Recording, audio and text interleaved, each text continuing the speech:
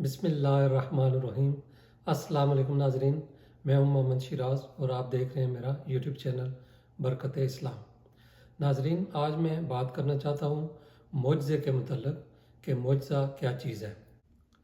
معجزہ ایک ایسا عمل ہے جسے کوئی بھی انسان کرنے سے قاصر ہو سوائے انبیاء علیہ السلام کے، اور یہ چیز انسانی عقل کے خلاف ہو، یعنی عقل اسے تسلیم بھی نہ کر سکتا ہو کہ ایسا ہو سکتا ہے، لیکن صرف اور صرف انبیاء علیہ السلام کی ذات ہی وہ ایسی ذات ہے جو اس معجزے کو کر سکتے ہیں۔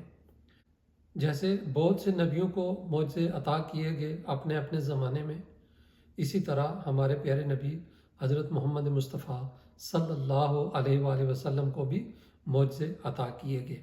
آج میں ان معجزوں میں سے چند ایک کے اوپر بات کرنا چاہتا ہوں۔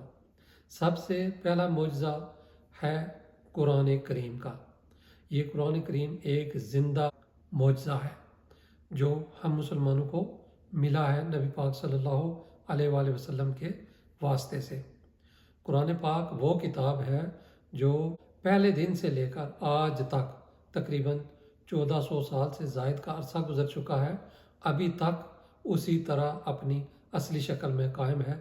یہ اس کا زندہ جاوید معجزہ ہے۔ چونکہ باقی انبیاء علیہ السلام کے معجزے ان کے اپنے دور تک کے تھے اور اس کے بعد وہ ختم ہو گئے، لیکن ہمارے پیارے نبی حضرت محمد مصطفیٰ صلی اللہ علیہ وآلہ وسلم کا دور قیامت تک باقی رہے گا۔ اس لیے یہ قرآن ایک ایسا معجزہ تھا، ایسا معجزہ ہے کہ جو قیامت تک باقی رہے گا، اور اس لیے یہ ایک زندہ معجزہ کہلاتا ہے کہ قیامت تک آنے والے مسلمان اور انسان اس معجزے سے فائدہ اٹھاتے رہیں گے۔ اب اس قرآن کے معجزے کے متعلق جو حدیث ہے وہ میں آپ کے سامنے پیش کرتا ہوں۔ یہ صحیح بخاری میں حدیث ہے، حدیث کا نمبر ہے 4981۔ نبی کریم صلی اللہ علیہ وآلہ وسلم نے فرمایا کہ ہر نبی کو ایسے ایسے معجزات عطا کیے گئے کہ انہیں دیکھ کر لوگ ان پر ایمان لائے۔ بعد کے زمانے میں ان کا کوئی اثر نہیں رہا، اور مجھے جو معجزہ دیا گیا ہے وہ وہی قرآن ہے جو اللہ تعالیٰ نے مجھ پر نازل کی ہے۔ اس کا اثر قیامت تک باقی رہے گا۔ اس لیے مجھے امید ہے کہ قیامت کے دن میرے تابع فرمان لوگ دوسرے پیغمبروں کے تابع فرمانوں سے زیادہ ہوں گے۔ یہ حدیث اس بات کو ظاہر کرتی ہے کہ قرآن ایک زندہ معجزہ ہے۔ نبی پاک صلی اللہ علیہ وآلہ وسلم کو جو ایک اور معجزہ عطا کیا گیا تھا وہ ہے شق القمر کا واقعہ۔ آپ نے سنا ہوگا، یہ بہت مشہور واقعہ ہے کہ آپ صلی اللہ علیہ وآلہ وسلم نے چاند کو 2 ٹکڑوں میں تقسیم کر دیا تھا۔ یہ ایک ایسا معجزہ ہے جو آج تک کوئی سر انجام نہیں دے سکا ہے۔ اس سے پہلے کسی نبی کو یہ معجزہ عطا نہیں کیا گیا تھا۔ آئیے میں آپ کو اس کے متعلق جو حدیث ہے وہ بیان کرتا ہوں۔ یہ صحیح بخاری کی حدیث ہے، حدیث کا نمبر ہے 3637۔ مکہ والوں نے رسول کریم صلی اللہ علیہ وآلہ وسلم سے کہا تھا کہ انہیں کوئی معجزہ دکھائیں، تو آپ صلی اللہ علیہ وآلہ وسلم نے شق کے قمر کا معجزہ یعنی چاند کا پھٹ جانا ان کو دکھایا۔ ایک اور حدیث ہے، یہ صحیح بخاری کی حدیث 3869 ہے۔ جس وقت چاند کے 2 ٹکڑے ہوئے تو ہم نبی کریم صلی اللہ علیہ وآلہ وسلم کے ساتھ مینا کے میدان میں موجود تھے۔ آپ صلی اللہ علیہ وآلہ وسلم نے فرمایا تھا کہ لوگوں، گواہ رہنا، اور چاند کا ایک ٹکڑا دوسرے سے الگ ہو کر پہاڑ کی طرف چلا گیا تھا، اور ابو دحا نے بیان کیا، ان سے مسروق نے، ان سے عبداللہ بن مسعود رضی اللہ عنہ نے کہ شق قمر کا معجزہ مکہ میں پیش آیا تھا۔ ایک اور معجزہ جس کے متعلق میں بات کرنا چاہتا ہوں وہ ہے کھجور کے درخت کے تنے کا، جو مسجد نبوی صلی اللہ علیہ وآلہ وسلم میں لگا ہوا تھا، اور نبی پاک صلی اللہ علیہ وآلہ وسلم اس کے ساتھ لگ کر خطبہ دیا کرتے تھے۔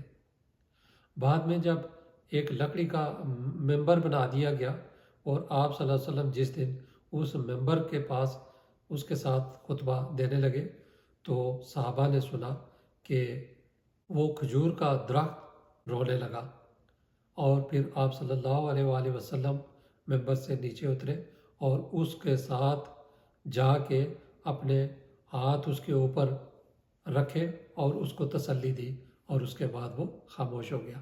یہ بہت بڑا معجزہ تھا۔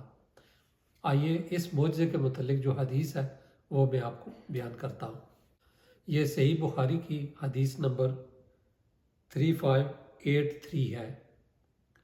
نبی کریم صلی اللہ علیہ وآلہ وسلم ایک لکڑی کا سہارا لے کر خطبہ دیا کرتے تھے۔ پھر جب ممبر بن گیا تو آپ خطبہ کے لیے اس پر تشریف لے گئے۔ اس پر اس لکڑی نے باریک آواز سے رونا شروع کر دیا۔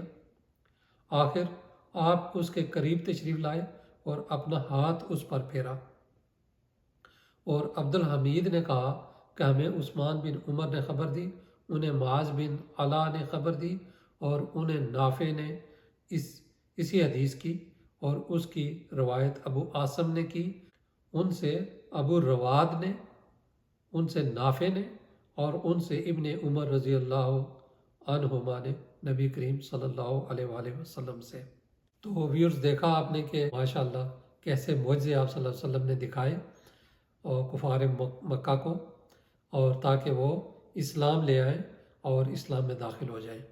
قربان جائیں نبی پاک صلی اللہ علیہ وآلہ وسلم کی ذات اقدس پہ کہ جو اس دنیا میں رحمت بن کر تشریف لائے اور تمام انسانیت کو جہنم سے بچانے کے لیے آپ صلی اللہ علیہ وسلم تشریف لائے، اور ماننے کے لیے یہی بات کافی تھی کہ آپ صلی اللہ علیہ وسلم صادق اور سچے ہیں۔ اس کے باوجود بھی اللہ نے آپ کو ان معجزات سے بھی نوازا ہے، اور یہ معجزات دکھا کے بھی آپ نے لوگوں کو اسلام کی طرف مائل کرنے کی پوری کوشش کی۔ الحمدللہ بہت لوگ مسلمان بھی ہوئے۔ اللہ تعالیٰ جو بیان کیا اس کو قبول فرمائے، اور اس کے بیان کرنے میں اگر کوئی غلطی ہو گئی ہے تو اللہ تعالیٰ مجھے معاف فرمائے۔ اپنا اور اپنے عزیز و اقارب کا خاص خیال رکھیں۔ اگر آپ اس چینل پر نئے ہیں تو پلیز چینل کو سبسکرائب کر دیں، ویڈیو کو لائک کر دیں اور شیئر کر دیں، اور بیل آئیکن کو بھی دبا دیں۔ جزاک اللہ خیر۔